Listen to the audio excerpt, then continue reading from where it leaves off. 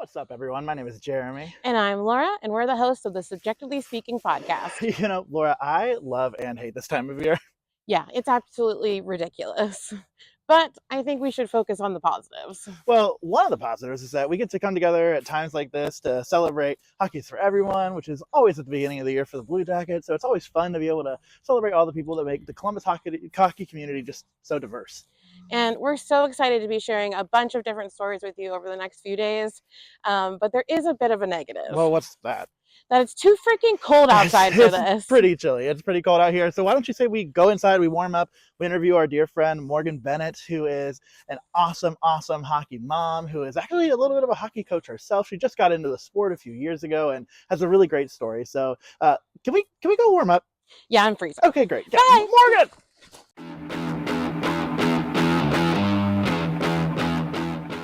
So we are joined by Morgan Bennett, a lovely friend that we have made through our show. And she is a wonderful mom of 5 kiddos, 4 of which who have gone through the Learn to Play program through the Columbus Blue Jackets. And we are just excited to share their fun and exciting story of how they got into hockey. And yeah, thank you so much for joining us, Morgan. It was a pleasure, and I'm very excited. Well, we're excited to have you here. We have so much fun talking to you, just like on social media, all of that kind of stuff, right? Like we have fun, but it's transcended that a little bit, right? It's turned into friendship, which is what I think is so powerful about this hockey community and about hockey in general. So what really inspired you to really, for one, become a fan of this game? Is this something that, ever since the Jackets were in town, like this was something for you, or was this like out of nowhere it came and you caught the bug and now you've had it and you're stuck with it? So actually, I think it's funny. My husband and I probably have spent a decade telling people we're not sportsy people. He is not American, so he didn't grow up watching American football. Every time we watch a game, which is like every 3 years, I have to re-explain all the rules to him. And he didn't grow up playing sports. I grew up playing sports, but hadn't really played sports team sports in a long time. And then a couple of years ago, I got back into watching basketball with my sister, and that kind of got me like, oh yeah, sports is fun. It's fun to support a team.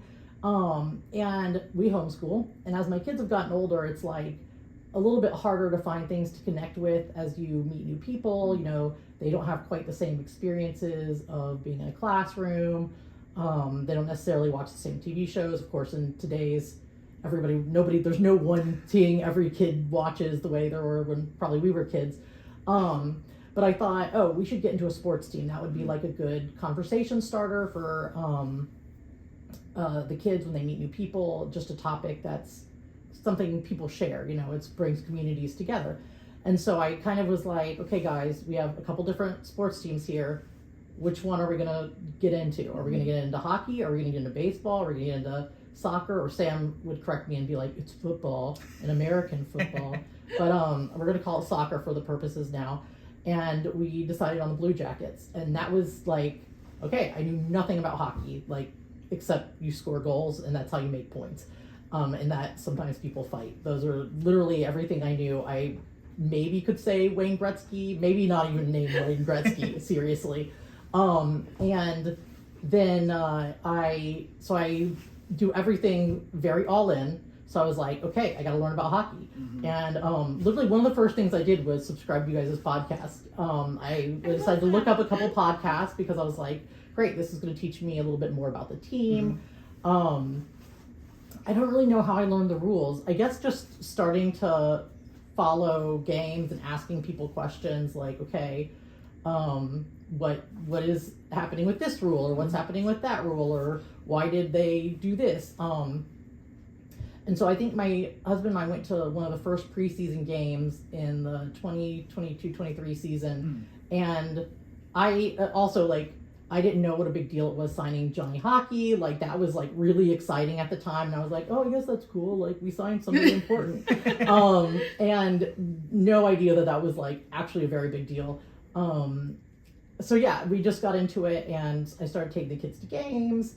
And pretty quickly, Sam really wanted to learn to play. And we had done skating lessons and the girls liked it, but Sam hated it. Hated the skating lessons. Skates. He claims he hates figure skates. It was once he got on hockey skates and got the hockey gear on, it was totally different. Like, so he was way more confident skating. He was having way more fun. And there was a really nice instructor at the Easton rink who, when we would go to like open skates and stuff, would just kind of like give Sam some tips one at a time. And actually, when I took my mom there, he also was like, you can totally skate. My mom has never ice skated. And he taught me how to skate backwards. Like, he's just like the nicest man. Awesome. He's always there willing. I taught you. Beatrice has also helped me learn to skate backwards. Me, Mom. Okay, everybody is a better skater than I am, and they've all helped me. So Sam wants to help me with my shot. That's the next step. Perfect. So anyway, yeah, so Sam was the first one to do Learn to Play because he was just about to be too old for it. And then after that, all the girls joined the Learn to Play program. And it is amazing watching the little kids go from like barely being able to stand up to being able to skate, to being able to like Superman across the ice, to score goals, to, you know, all those things, you know, battle in the corners, all the things that they get to do. It's just really fun to get to see them improve. And now I have a kid that's 6 and under, 8 and under, 10 and under, and 12 and under, and just watching their different games and seeing how the levels of play progress from age to age is just amazing to see how much better they get in like year by year. Mm-hmm. So I kind of equate it to like when a kid's learning an instrument, whereas like those first couple recitals are like everyone's just like, yes, you did so good. Correct. Your ears are bleeding, like sort of stuff. And then as they get older, you're like, oh wow, they were talented. I like that. But this has also led you to want to get more involved so that you can, I think, spend more time with the kids when they're in their activity. And recently you have also done not only your own adult Learn to Play, but you got certified to be a coach. yeah, I live at the rink now. Literally, I have 4 kids in 5 teams, and they all practice at the same rink. And I'm usually the one who hauls everyone around. And my husband did the other day, and one of the employees told him, like, I think your wife is here more than I am. And it's probably, I mean, I am there almost every day. They all know me on site. That, like, if my kids leave something there, they're like, hey, this belongs to you. Right. And so, yeah, first of all, I wanted the time that I was at the rink to be productive, not just me like messing around on my phone. But I also feel really strongly about moms coaching sports and women being in sports. Like I said, I got back into basketball. I'm really into the WNBA. I could care less about the NBA. I couldn't even name all the teams in the NBA. I know who LeBron is. Sure. I'm a big Larry Bird fan from back in the day, but I don't follow the NBA. I don't follow college basketball. I follow the W. And so I really care about women in sports. And I have coached basketball before. That's like my main sport. And I had a really good experience coaching girls basketball. And I thought, you know, I think it would be really awesome to get to help coach. But I was like, I cannot plan a hockey practice. I don't know how to like run plays. I don't know any of those things. But the people at the Blue Jackets Hockey League make it super, super easy. You just go through the USA Hockey training, and then actually for the 6 and 8 and under, well, and the 10 and under, for all the Blue Jackets Hockey League teams, they have all the lessons set up. You just have to run the drills they tell you to run. They actually make YouTube videos ahead of time where they model like how to explain each drill. like they really do everything for you to make it easy. And they have coaches who are like the coaches who go around and are like, hey, or how, you know, are you doing okay running this drill? Or you know, and they are much more expert about hockey than I am. So yeah, it's been really fun to get to be on the ice with the kids. I fall more than the kids do probably. Sometimes it's a little embarrassing, but you know, I also am like, hey, we all start somewhere, and I kind of feel like it models like it's okay to fall and get back up and deal with everything. So yeah, I really like that. I think moms should have a special role in coaching, both boys and girls, especially at younger ages, because, I mean, well, I don't know, maybe at all ages, but kids need a lot of encouragement in the younger ages. Like, it's not about how many goals they score. Mm-hmm. The number one predictor of them becoming better hockey players is having fun. Like, they won't want to play unless they're having fun. And I think sometimes coaches who played at a higher level or who have more experience actually, like, their expectations have more to do with the game and less to do with player development. And I'm a lot more focused on how the players are developing, because I don't have any kind of preconceived notion of this is how good they should be at this age, or these are the skills that they should be having. I just am like, hey, you did better than last week. Like, I noticed in this drill you did, this better than you have before. You played defense instead of hanging back, or stuff like that. And it's also really fun. Like, the littler kids play on smaller ice, and they've done studies on this, which I found really fascinating, because apparently there was a lot of pushback on having younger kids play on smaller ice. But they did some studies that basically show when they play on smaller ice, their touches and the way that they interact with the game is more equivalent to adults playing on full ice than if they're on full ice. Sure. But watching 6-year-olds play on quarter ice is like, they play 3-on-3, but it's amazing, because they are all just kind of in a scrum together, and when they block shots or clear the puck, they just get really excited, and they take it very seriously. And if they come off a shift, which we have buzzers for shift changes, we don't shift change on the fly.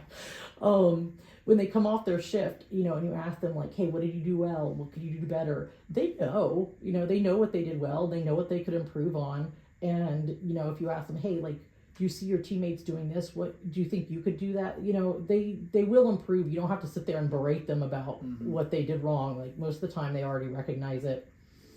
And one of the things that I also thought was really interesting about our coach training was the emphasis on decision making, and how when the kids are young, you can teach them, like a set play, which is mainly try to get a breakaway. Sure. But ultimately, that's not going to make them better hockey players later on, because when all their peers catch up and they're the same size, or some people are quicker and some people are better stick handlers, or their real skills develop. You can't just make a breakaway and that be your only move. Mm-hmm. You have to learn to make fast decisions, and letting them just scrum around the puck helps them make a lot more decisions and learn to make decisions, more than being on full ice and making a breakaway when nobody else can catch up. So it's really interesting getting to see them learn to make decisions and think things through. So one example, I thought this was awesome. Beatrice's favorite player is Boone Jenner, and she wears number 38. And she was in a game, and they are not all great at passing yet, but her team was coming down the ice, and she stood up right in front of the net, like ready to tip it in if they get a pass. And I was like, that's my tiny little Boone Jenner right there, getting in front of the net, ready to get that tip in. Or take it to the face. or take a puck to the face. But they wear full cages for 8 and under. So yeah, and then you mentioned that I'm learning to play hockey. So coaching has given me like a little more confidence on skates, like moving around and having to do stuff and avoiding small obstacles like children. And so I decided I would like to learn how to play hockey myself. I'm a big hockey fan. I should go back to this. So now that I'm a hockey fan, I cannot imagine being stuck watching baseball games, or having to sit out in like freezing rain watching soccer games. Sure. The only good thing to me about baseball is like getting to drink beer in the sunshine. That to me is the only pro. I've learned a little bit about baseball to understand there is strategy involved, but to me it's just guys in a field. And I saw a meme about soccer that was like, what would make soccer better? They made it smaller and put it on ice. And I'm like, exactly. Like, hockey is soccer miniaturized on ice, death blades, and less diving. Yeah. And so anyway, I'm really glad that we picked hockey. Like, I cannot imagine being a fan of something else now. Like, I love everything about it. I love how fast it is.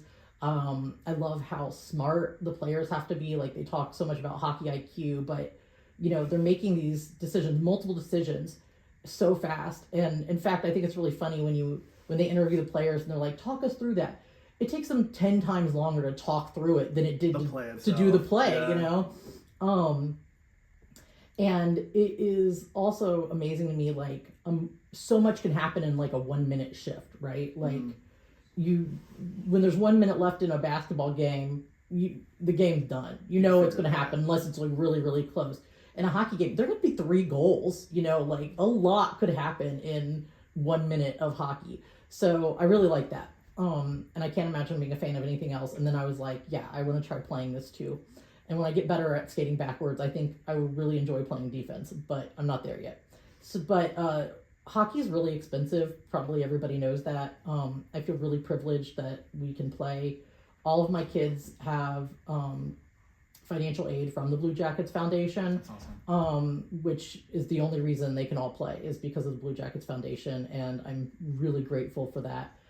And Learn to Play comes with all their gear, so they started out with gear.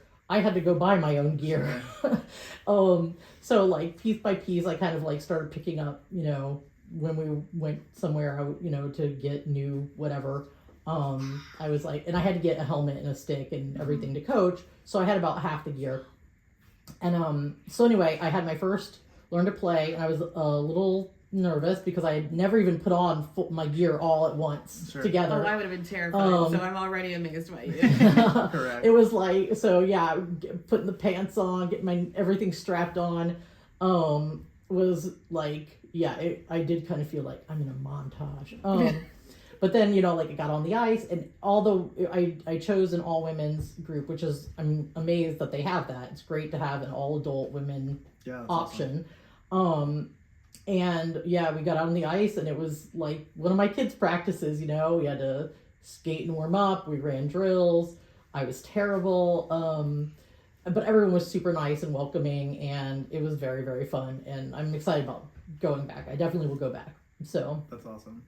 You talked about it earlier, and I think it's so true, is, you know, the importance of just like team sports, or like team, and like having that be an opportunity for development. I think that that's what's so important about what the Blue Jackets Foundation does, and what, you know, the city of Columbus has started to do more so with youth sports in general, but especially hockey, and the exponential growth rate of hockey in Columbus. And, you know, I think even more so, it's awesome that you're providing a perspective that I think is not around in youth sports, which I think is the female perspective, the women's perspective, because I think about when I was playing football growing up, like all men, all the dads were chipping in, helping out, and I wonder like how much of that development could have been benefited by having more people there, right? Like having every voice there, having every person there. And so what would be your message to people who are thinking about maybe stepping in and helping their kids and helping coach their kids in any sport really, but especially hockey, especially if it's something that they haven't done before, if they feel like it's not a place for them? Definitely, I think that my experience was that there was a very easy onboarding for coaching hockey. And every single rink in the city has a Blue Jackets Hockey League. I think there's something like 1,000 kids playing in the Blue Jackets Hockey League, which is amazing. And becoming a coach, they really made it easy. I've done probably 3 different like coaching programs where it's like they teach you about what their values are. It was by far the best one. And I think a lot of us have that preconceived notion dads are coaches. Yeah. I am really lucky. My mom was my basketball coach growing up. My mom and 2 of her sisters played college basketball. They kind of came of age when Title IX was first coming out. So I was really lucky to have like a lot of female athletic role models as a kid. And I think that plays a big role in me feeling more confident. I don't want to like get down on anybody, but also watching my kids play sports and seeing the coaching, I definitely was like, I could do better than this. Like the bar, I don't want to say the bar is low, but the bar is lower than you think. Like I think a lot of people think, oh, well, I'm just not going to be good enough at that. Well, somebody has to do it, you know, like if you aren't willing to coach, who's willing to coach, you know? And to be quite frank, sometimes it's like politics, like the people who run for office are like the people you don't want in office. Like sometimes the people who think they would be good coaches and are stepping up to volunteer as coaches are maybe not the people you want coaching your kids. And maybe you should be the person that you want coaching your kids, you know? And I definitely was very impressed by the coach training I did. Actually, most of it was done by women from USA Hockey, and I think that preconceived notion of mine, like hockey is all men, especially white men, and sports should be coached by dads. Like getting to go to a coaches training where I met other moms who were coaching, and I saw women leading it and being very confident was like a big boost for me. I also say, like, one of the coach trainings I went to, I was probably one of, this is not for hockey, but I was one of like 3, maybe 2 women in a group, and the guy leading it said something about like, we've got a good group of women here today. And I'm like, we have 2 out of 30 people are women. Like, that's not good representation. That's awful representation. Right. Especially, it wasn't like football season where you might expect like there to be a majority of male coaches because there's a majority of boys sports happening. This is like a season where there's an equal number of girls and boys sports happening, and you think that's good representation? That's terrible representation. So I was impressed that there was definitely a greater number, if not equal number, of women helping with hockey and becoming trained as coaches. And definitely the women that I've met that are also coaching are just incredible women, very encouraging. Were some of the people who said, hey, you should try playing hockey. Like, you know, there's a women's league. You know, they want newcomers, you know, that they have been super welcoming and really made it seem like the entry level was accessible to me. And I think that's the other thing is just recognizing that these are skills that can be learned. There's not like inherent talent as an adult starting to do something, and especially with coaching, like, you know, everybody knows that great players don't necessarily make great coaches. Coaching is a whole separate skill set of being an encourager, an explainer, a listener, and those are skills that you can develop, or skills that you might already have and have not thought about putting in a sports setting.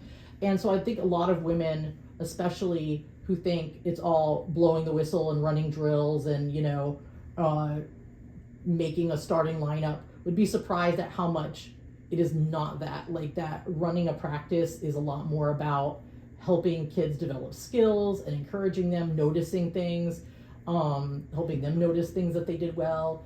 It's a lot more about praising them, and you know, especially in hockey where you're rolling lines, like, you don't have to worry so much about like, oh, are they going to be sitting on the bench, or you're gonna, you know, you're just rolling the lines, you know. So they're all going to play, they're all going to get out there, and, you know, just to encourage them as a team. And, you know, I am very competitive. I will make anything a competition. I love that. Not all kids are like that, you know, and my husband is also like one of those people who is like, this game would be more fun if it were cooperative. And I'm like, you said, or what if instead we knock each other's heads off? I'm like, what if I win instead? Like, that would be what I like. And so also really emphasizing teamwork, and, you know, like, even if you don't want to play because you want to win, you can play because you want to help your teammates. You can play because you want to be part of a team. You can play for a lot of different reasons that don't have to do with like kicking the other team's butt. That helps. That makes it be fun in some respect. And I will also note, at the younger ages, they don't necessarily keep score right away. They kind of level up to keeping score. And I think that's helpful too, because it really makes it about the play and not about who won or lost. In the back of your head, you're keeping score though, right? No. Okay. I cannot keep score while with the little kids. No, because it's like, as soon as the puck goes in, we just drop a new puck. And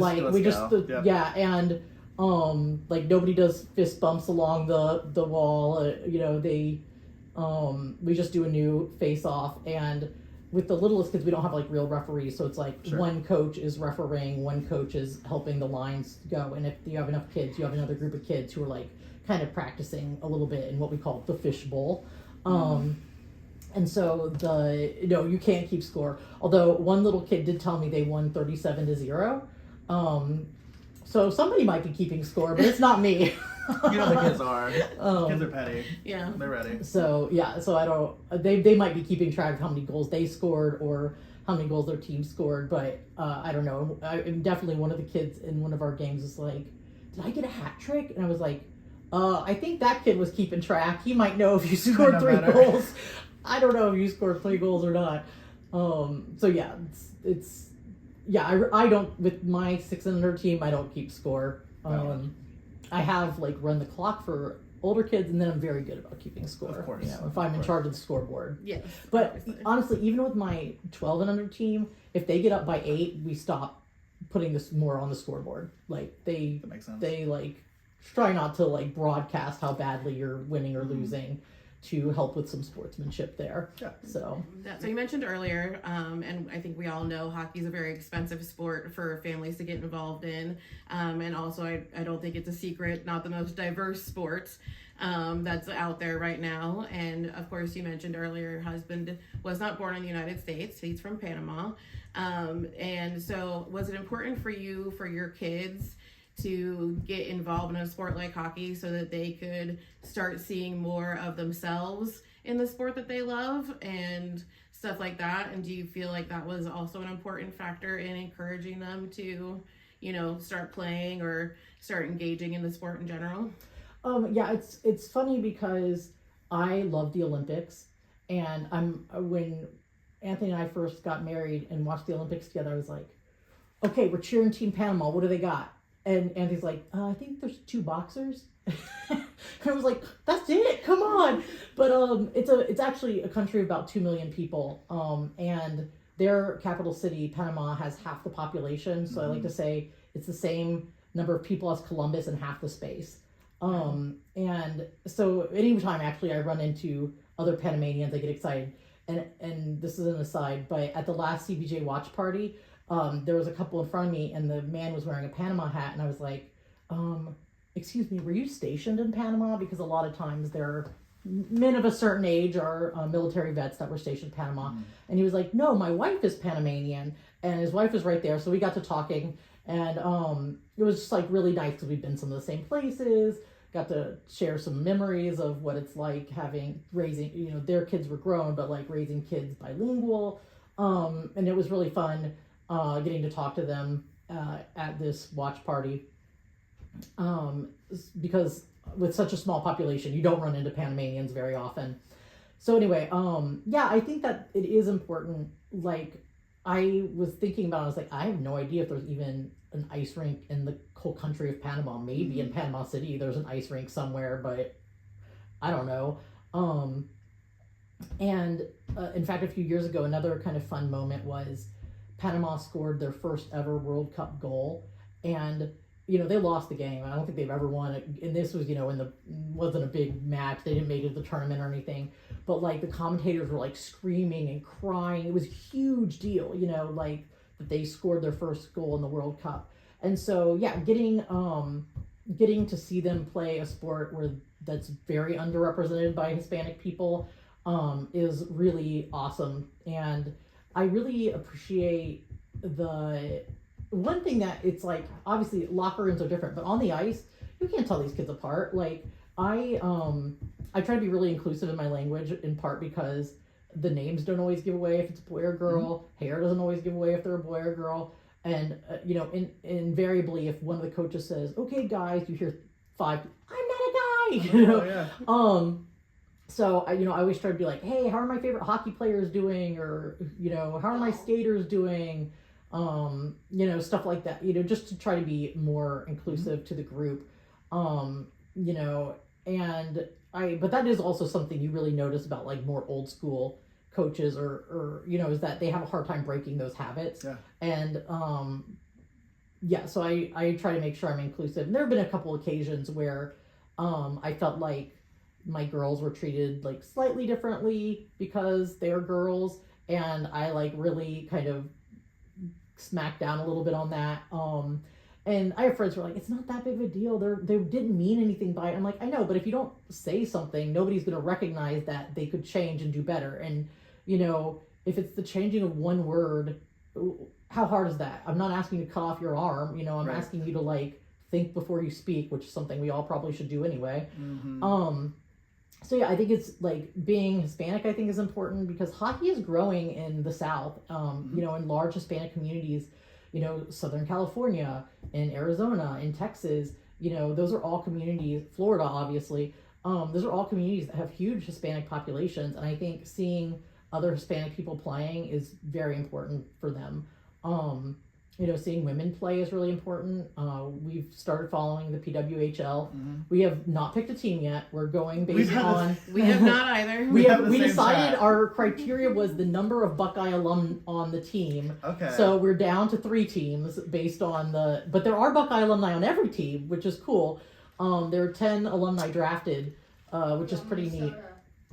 Sam is backing Minnesota. They're already the best team. They got the first pick.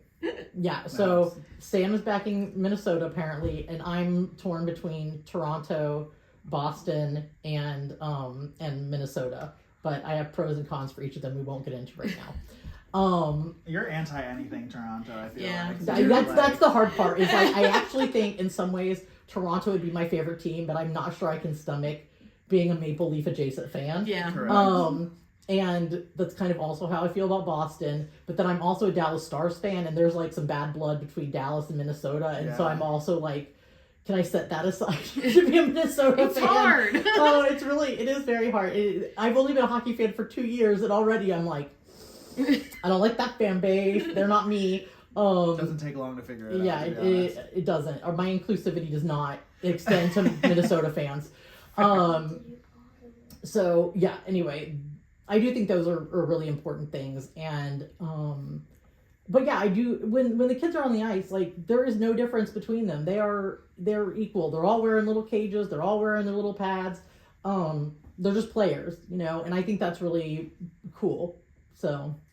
And I think I'm a firm believer, and I think this might just be for myself and like protecting my peace, that like I think that most people are good, and I think that when people like you are involved and when people like you challenge people to be better, they usually are. And so it's really nice to have people like you that are in these spaces and actually like challenging when somebody maybe says something that maybe unintentionally is offensive or unintentionally could make a player feel like they are less than or different than the rest of their peers.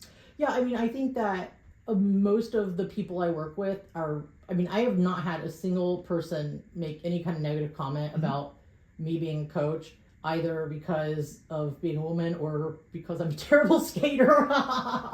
No one has questioned my hockey knowledge. No one has questioned my, gender. And I actually was helping coach, not my team, but a different team that one of my kids is on. And afterwards, the coach was like, you can come back anytime. Like, you were very helpful. That's so nice. And I was like, oh, good. My coaching is helping. So yeah, I think that I've been welcomed by the coaching community. If they have issues with me, I'm very no drama. Like, people come up to me and try to gossip, and I'll be like, why are we talking about this? Like, You're very no BS. Now if we're like spilling some tea, that's different. Like, my dream job is to be like the penalty box person. I would just sit there and listen to all the drama and soak it up. But when it comes to like the people I'm working with, and especially like our focus is helping kids, like there does not need to be grown-up drama when our focus is working with children. Save that for, I don't know, your office or something.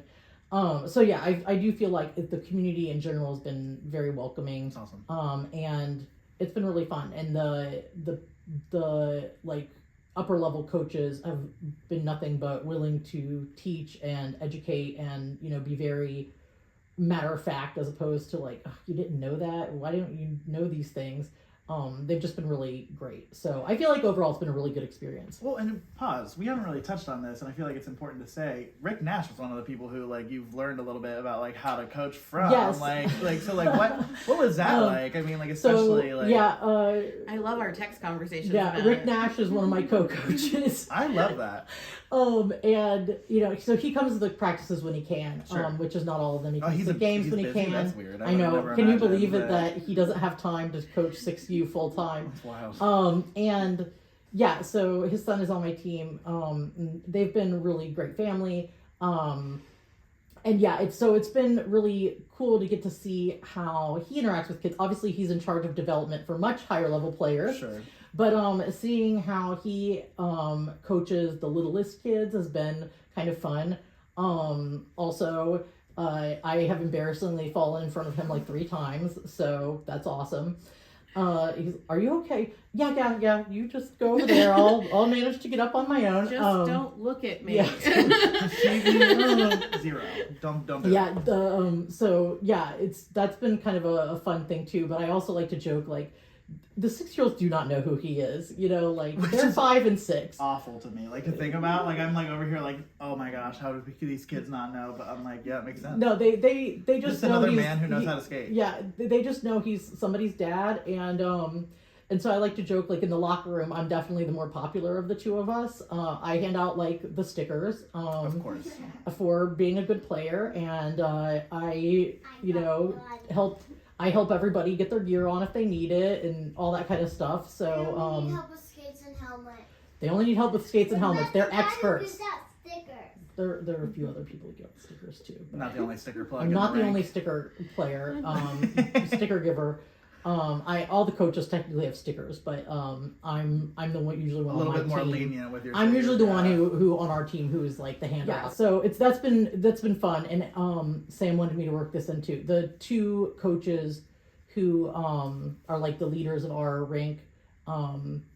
Their brother coaches at Dallas. He's Stanley Cup champion with the Vegas Golden Knights. Sure. And now he's coaching at Dallas. He's the one who brought the Stanley Cup to Easton this Yeah, summer. yeah. And and they've done so much, like their whole family, like multi-generational, have done a lot for Columbus hockey. And so it is cool, like being like, oh, these are some people who have like some hockey pedigree, hockey, going back to like it being kind of a sport of privilege. I don't know any other sport where there's so many like multi-generational players in the same family. And that also speaks to a lot of the privilege that is required to play hockey. Like just how many people you have to start when you're young. It takes a lot of time and money to be on travel teams and stuff. I think a lot about like, if you don't have a car, other than William Nylander riding the subway to his games, he doesn't have to carry his bag, Sure. If you don't live where there's rapid transit or mass transit, you're out of luck for playing hockey. It is very hard to get to a rink, especially at the hours that are often required, if you don't have transportation, and I think about that a lot. I've thought about it before about giving up like our car for Lent, like and making all the kids try what it's like to have mass transit and everything. And we used to live really close to bus lines, and now there's no way. Right. Both our schedule and where we live would make it incredibly hard to ride the bus places. So yeah, I feel like it's both a blessing to have like people who have such a long history of working in hockey and have grown up just immersed in hockey, and then also it makes you realize like how many privileges there are in growing up like that. Like that my 3-year-old is probably going to be the best hockey player out of all my kids because he started skating when he was 2. Right. And yeah, my husband, who again knows nothing about hockey, calls him Philly hockey, and he will, as soon as the kids have gear lying around, he's got a stick in his hand, one glove on, one skate on, and is wandering around the house playing hockey. He's obsessed with the Zamboni. He will Zamboni anything you can find. Of course. I tempt him to come to the rink by being like, and you'll get to see the Zamboni. His favorite thing about going to a Blue Jackets game was that there were 2 Zambonis on the ice, not just one Zamboni, 2. And he also liked the cannon. We actually got, what was the score of the game we went to, Sam? It was versus the Blues. It was like, what, 5-3? So there was some good cannon action. At the Balloon game. Yeah, so there was some good cannon action, and he didn't, like, flinch once from the cannon, which I thought was pretty funny. Loved the cannon, loved the Zambonis, and he started saying his favorite player is Johnny Dro, which is Johnny Gaudreau, which I don't, not that I don't like Johnny, but he's not like my favorite player, so I don't really know how he picked up that Johnny is his favorite player. Every time the player scores. About it. every time I play sports, he's like, "Was it Johnny Gaudreau? Was it Johnny Yeah. Gaudreau?" Also, if any hockey game I'm watching, he'll ask if Johnny Gaudreau's on the ice. I'm like, this isn't the Blue Jackets, but So he's not. And if he was, he would probably be really sad. yeah. That's how my one nephew feels about Patrick Mahomes. So So he it's just funny, like his hockey knowledge, and like when he could only say like 20 words, he could say like stick, puck. Ice. He had Wow. like a very strong hockey vocabulary, and it's just very funny. Like, and we're going to a hockey tournament later, and he's coming with me. And earlier, I was putting his car seat in the car we're taking, and he was like, "We go watch Sam play hockey." And I was like, "Not quite yet." And he did not want to get out of the car. Like, he wanted to go watch Sam play hockey right then. Mm-hmm. So yeah, it's just funny seeing like how from such a young age he really likes it so much, and what a benefit that is. Like there are players who started skating later, and it is honestly amazing to me that Sam didn't put on skates till he was 10, and is pretty much for his house team on par with the other players. Yeah. Like that is pretty impressive how quickly they can catch up. And so I see parents say like, "My kid didn't start skating until they're 8. Are they ever going to catch up?" Yeah, they're going to be fine. Like your kids, I'm starting to skate at age 40, and I think I'm going to be fine too. Now no one's going to draft me to the PWHL, but I mean I might be in a beer league next year, so that's good enough for me. If you're in a beer league next year, we are absolutely coming and watching you. 100%. Awesome, I will There's be no doubt excited. in my mind. Yes. You can make me a sign. And I'll give you my stick if you give it back. Yeah. You give it back. Those are expensive.